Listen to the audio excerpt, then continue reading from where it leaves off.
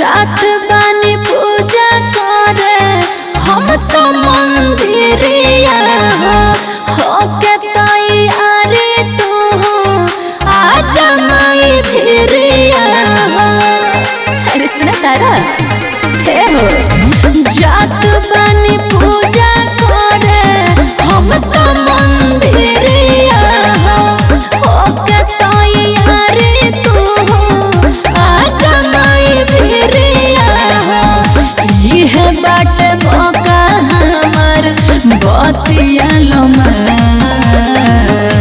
माई से जाके कही हो कि आर्मी में भर्ती हम हो जाइए जान।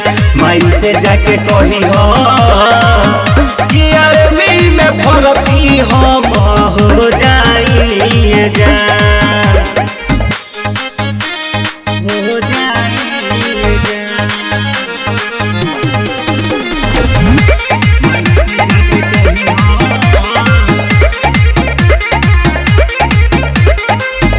ये कही तू रट लगावा तार हर दम हो देशवा के सेवा कइल चाहतानी हम हो।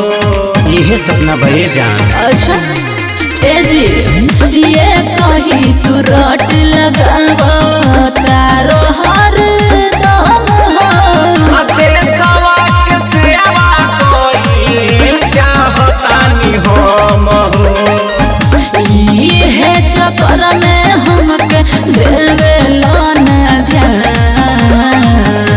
माई से जाके कही हो कि आर्मी में भर्ती हम हो जाइए जान।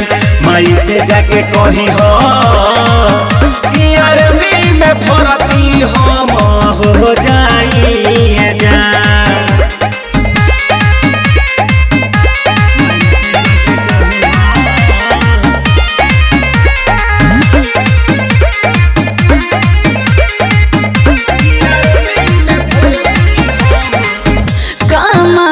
के तुहरा मैया करी है सफल हो ज्वाइनिंग लेटर के सपना देखी हर पल हो। ये जान बुझल हाजी ए कामवा के तुहरा मैया करी है सफल हो ज्वाइनिंग लेटर के सपना देखी हर पल हो। सोनू पिंकू रोशन पूरा होइया माई से जाके कही हो कि आर्मी में भर्ती हम हो जाइए जान।